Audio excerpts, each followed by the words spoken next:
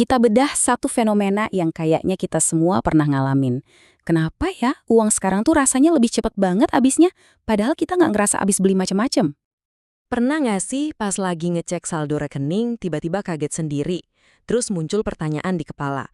Loh, kok duit gue tinggal segini ya? Coba deh diingat-ingat lagi. Rasanya nggak ada tuh pembelian yang gede-gede. Nggak ada gadget baru, nggak ada rencana liburan, nggak ada barang mewah yang masuk ranjang bulan ini. Pengeluaran darurat yang bikin tabungan jebol juga nggak ada.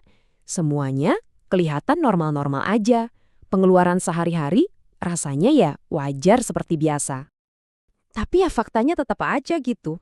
Angka di rekening itu turun terus, pelan-pelan, hari demi hari. Kayak ada bocor alus gitu, yang nggak kelihatan, tapi nguras terus.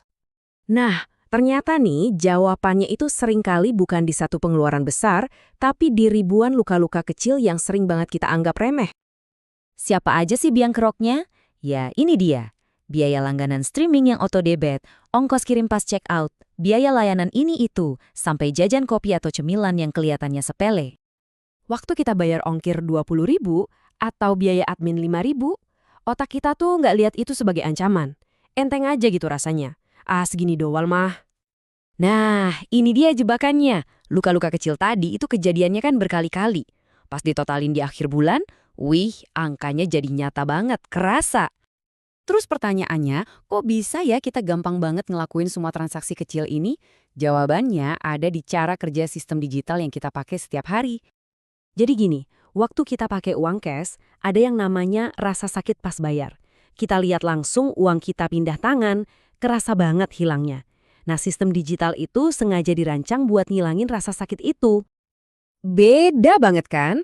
Kalau bayar pakai fisik, kita harus ambil dompet, hitung duitnya, terus kita serahin. Ada jeda buat mikir. Sementara pembayaran digital cuma butuh sekali klik, sekali tap, atau sekali scan. Mulus dan instan. Makanya otak kita seringkali nganggapnya cuma aktivitas ringan, bukan bener-bener ngeluarin uang. Prosesnya itu emang sengaja dibuat super simple. Kamu lihat barang, klik, transaksi selesai. Nggak dikasih waktu buat mikir ulang. Nggak ada jeda yang bikin kita ragu-ragu. Oke, terus apa dampaknya semua kemudahan ini ke kantong kita? Ke saldo beneran kita? Ya ini, karena uang keluar gampang banget, akhir bulan tuh rasanya datang lebih cepat, tanggal gajian kayaknya masih lama, saldo udah tipis aja. Dan inilah perasaan utamanya, uang kita tuh rasanya lebih cepat habis dari biasanya. Dan ini bukan cuma perasaan loh, uang kita emang beneran keluar dari rekening lebih cepat, lewat puluhan transaksi kecil yang nyaris nggak kerasa itu. Nah, ini poin pentingnya. Seringkali, ini bukan karena kita yang boros, tapi karena perhatian dan kesadaran penuh kita tuh nggak lagi jadi syarat utama buat sebuah transaksi bisa terjadi. Hasilnya, ya banyak pengeluaran kita jadi otomatis jalan sendiri di belakang layar, terjadi gitu aja, hampir tanpa kita sadari, tanpa ada proses pengambilan keputusan yang aktif dari kita. Nah, setelah kita paham semua ini, kita jadi bisa ngelihat masalahnya dari kacamata yang beda. Ini bukan soal nyalahin diri sendiri loh. Jadi, kalau kamu ngerasain ini, bukan berarti kamu nggak pinter ngatur duit atau kurang disiplin. Kamu cuma lagi ada di dalam sistem yang emang didesain kayak gini. Intinya ya ini, kita hidup di sebuah sistem finansial yang emang sengaja dibuat biar pergerakan uang itu semulus mungkin, nyaris tanpa rasa sakit sama sekali. Perlu dicatat ya, bahasan kita kali ini bukan buat ngajarin cara cepat kaya atau ngasih tips-tips finansial. Tujuannya jauh lebih simpel, cuma buat ngebangun kesadaran.